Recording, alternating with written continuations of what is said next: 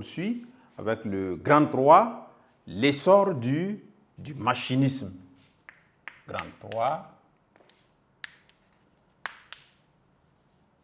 l'essor du machinisme.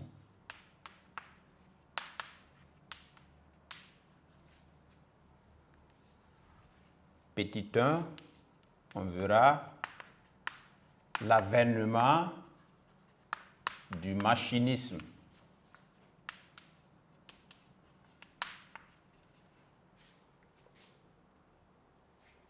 Alors, ce qu'il faut retenir ici, c'est ce que c'est que la notion du machinisme. Donc, c'est, si vous voulez, la généralisation ou l'utilisation accrue de la machine dans la production surtout.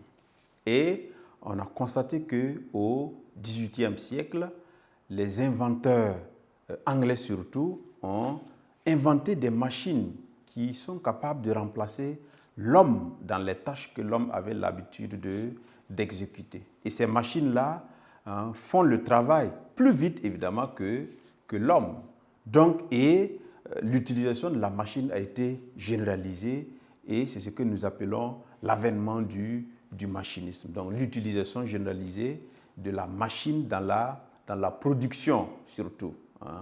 Et c'est ça le machinisme. Donc, on peut déjà retenir cela, que bien sûr, au XVIIIe siècle,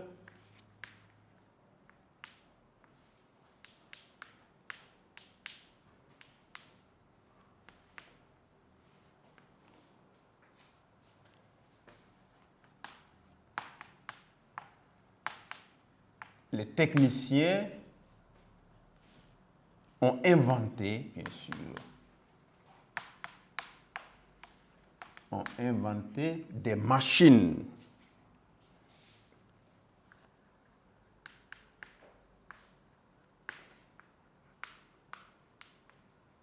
capables de remplacer l'homme pour les tâches,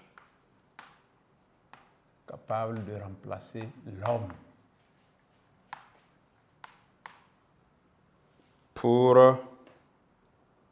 les tâches que l'homme faisait, bien sûr, pour les tâches.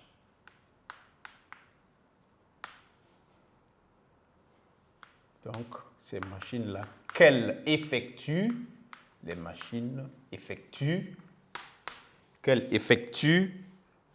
plus vite.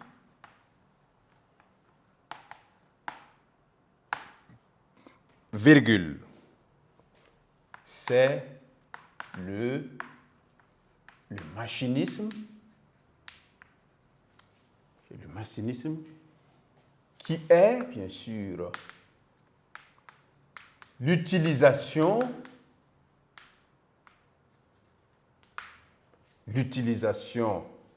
accrue de la machine dans la production.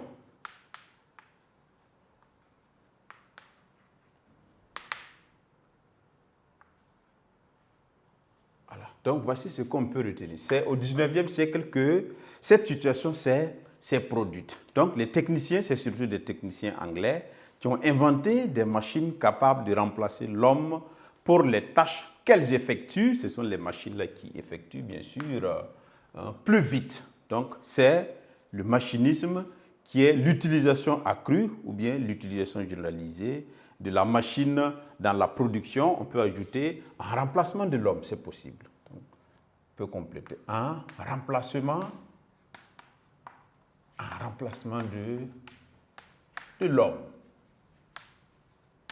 Donc, voilà l'avènement. Voilà ce qui s'est passé. On a inventé plusieurs machines qui ont remplacé l'homme, évidemment, dans les travaux. Et nous verrons, bien sûr, en deux, les conséquences du machinisme. Après, ces machines qui ont remplacé l'homme-là, qu'est-ce qui s'est passé dans la société? Et nous verrons les conséquences. Donc, petit 2, les conséquences du machinisme.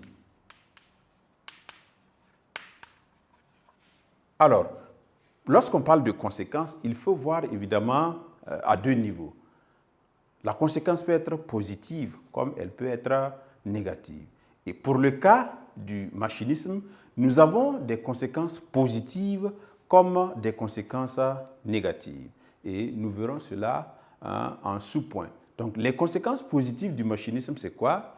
Lorsque la machine a remplacé évidemment l'homme, ça a permis de produire plus vite, ça a permis de produire en quantité, en grande quantité, ça a permis également de produire à moindre coût.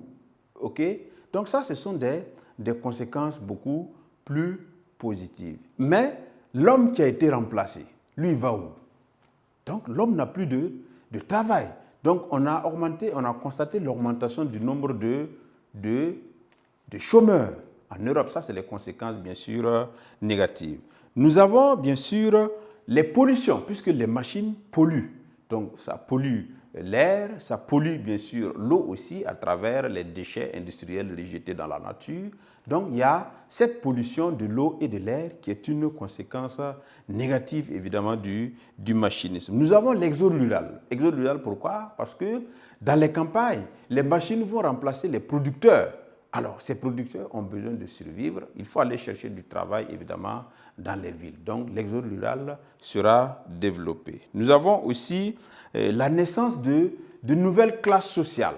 Okay? Ceux qui détiennent les pouvoirs ou bien les moyens de production constitueront une classe et bien sûr les autres qui seront obligés de venir travailler de temps en temps avec ces ouvriers vont constituer une autre classe. Donc il y aura la formation de nouvelles classes sociales, c'est-à-dire par exemple les prolétaires ou bien le prolétariat, les gens qui vont être au service évidemment des grands propriétaires des moyens de production. Donc ça, ce sont des conséquences négatives du machinisme. Donc on va résumer cela. Donc, parmi les conséquences, nous avons les avantages. Donc on y va. Les avantages du machinisme sont, okay,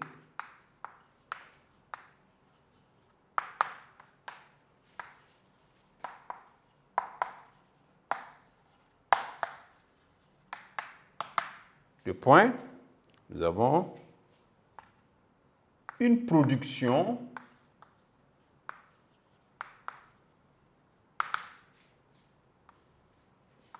plus vite. Ensuite, nous avons une production massive.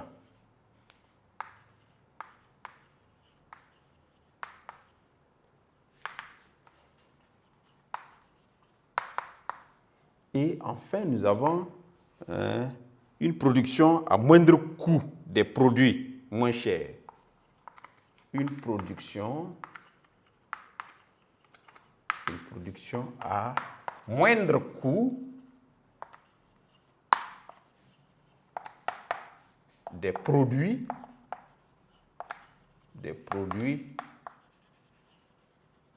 moins chers. Donc voilà quelques avantages. Mais nous avons aussi les inconvénients.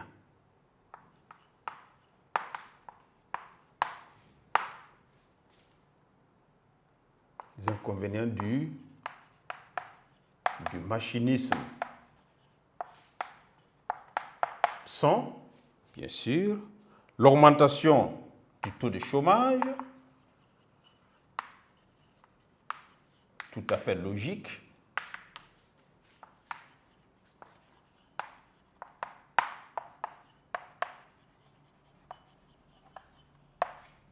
Nous avons aussi la pollution avec les déchets, les pollutions, on va mettre au pluriel,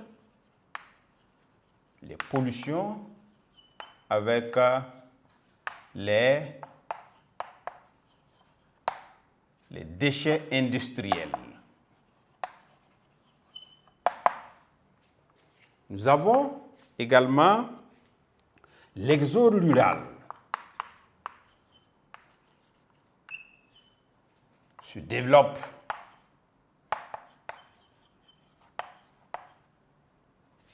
et nous avons aussi la création de nouvelles classes sociales. Création de nouvelles classes sociales. On veut faire allusion au prolétariat, prolétariat et bourgeoisie.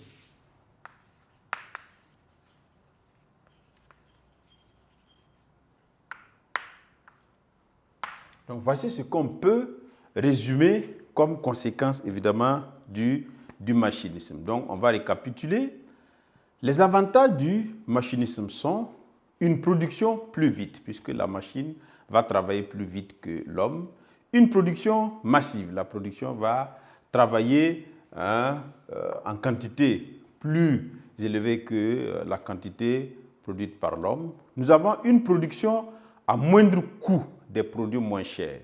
Et comme inconvénient du machinisme, nous avons l'augmentation du taux de chômage, puisque les hommes remplacés n'auront plus de travail, les pollutions avec les déchets industriels, nous avons l'exode rural qui se développe et nous avons la création de nouvelles classes sociales, c'est-à-dire prolétariat et bourgeoisie. Donc les prolétaires, c'est les gens qui n'auront pas les moyens d'avoir, bien sûr, des moyens de production propres à eux. Ils seront obligés d'aller travailler avec ces bourgeois qui sont les gens qui ont les moyens de production à leur disposition. Donc, ça fait deux classes qui s'opposent.